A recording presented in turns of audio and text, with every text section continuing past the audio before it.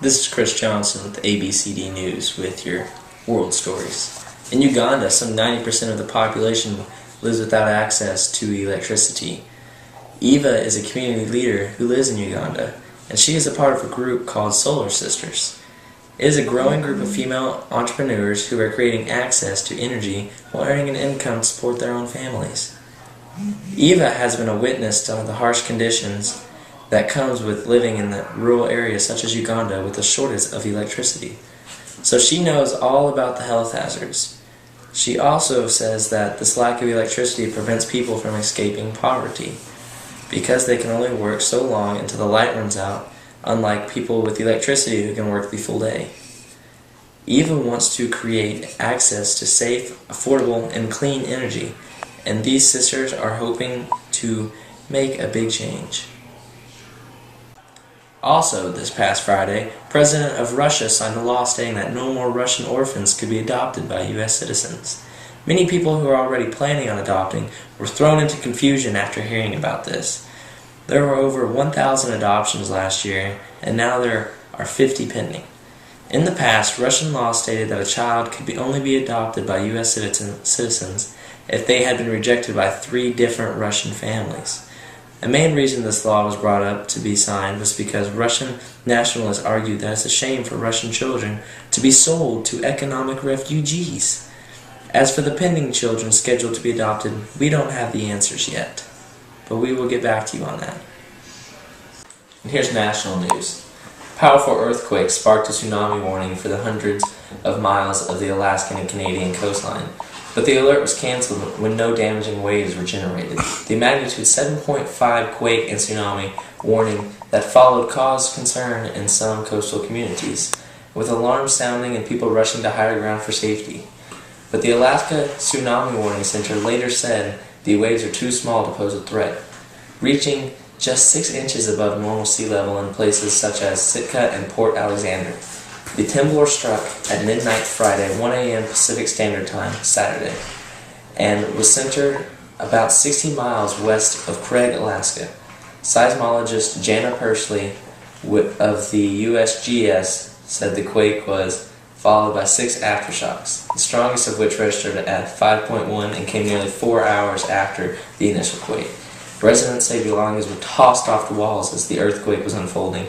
The tsunami warning was eventually expanded to include coastal areas from Cape Fairweather, Alaska, to the northern tip of Vancouver Island, Canada, an area extending more than 700 miles. In addition to the warning, a tsunami advisory was briefly in effect for Alaska coastline areas to the north of the warning zone, as well as the south of the zone, from the Washington state border to the northern tip of Vancouver Island.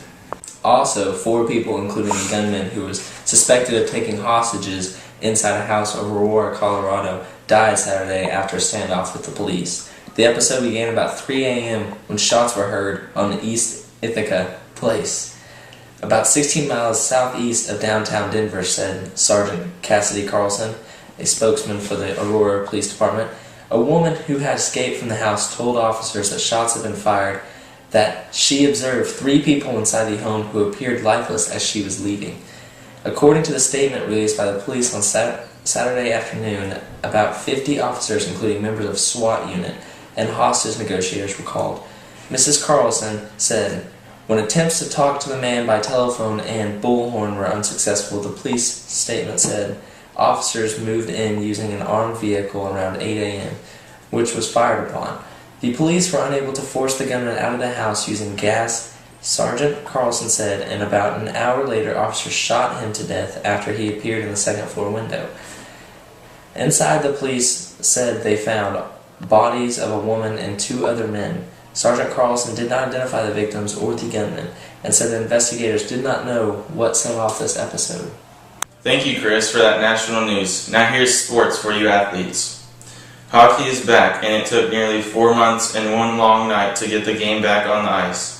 With the season on the line, the NHL and the Players Association agreed on a tentative pact to end a 113-day lockout and save what is left of the fractured schedule. Garrett Bateman and Union Executive Director Donald Furr ceased being adversaries and announced the deal while standing side by side near a wall toward the back of the negotiating room and showing signs of weariness. A marathon negotiating session that lasted more than 16 hours, stretching from Saturday afternoon until just before dawn Sunday, produced a 10-year deal. The players have been locked out since September 16, the day after the previous agreement expired. That deal came after an extended lockout that wiped out the entire 2004 to 2005 season. Time was clearly a factor, with the sides facing a deadline of Thursday or Friday to reach a deal that would allow for a 48-hour game season to start a week later. Beatman had said the league could not allow a season of fewer than 48 games per team. All games through January 14, along with the All-Star Game and the New Year's Day Winter Classic, had already been canceled, claiming more than 50% of the original schedule. Without an agreement, the NHL faced the embarrassment of losing 2 seasons due to a labor dispute, something that has never happened in any other North American sports league. The 2004-2005 season was lost while the sides negotiated hockey's first salary cap. Swansea City and Arsenal kept their FA Cup hopes alive on Sunday after a dramatic 2-2 draw at the Liberty Stadium with a 3-goal flurry in the final 10 minutes following a lightning strike from Michu. The big Spaniard made an instant impact in the 58th minute of the third round tie when he scored a little more than a minute after he came on to the chance of "he scores when he wants" from a spirited Welsh crowd. Arsenal, sensing their best chance of a first trophy since 2005 was slipping through their fingers, replied with a Lucas Podolski equalizer in the 81st minute. Kieran Gibbs then sent the visitors 2-1 up with a volley 2 minutes later before Danny Graham grabbed an equalizer from close range in the 87th minute. Collecting a long ball nodded on by Nathan Dyer, Michu muscled through the defense by lifting the ball past Pierre Mertesacker in a strong and smooth movement before calmly slotting the ball home. It was his third goal against Arsenal this season after scoring twice at the Emirates in the Premier League last month. Thanks, BJ. Now your local news. Last Saturday, Burleson's 100th anniversary was celebrated. Residents from all around the city, big and small, gathered around for the countdown to light the Christmas tree and watch the fireworks go off. Everyone was getting in the Christmas spirit. Earlier in the day, Santa even made an appearance. He rode up to Burleson's Rec Center in a sleigh for breakfast and entertained all the little children, giving them a chance to share their wishes and see his helping elves.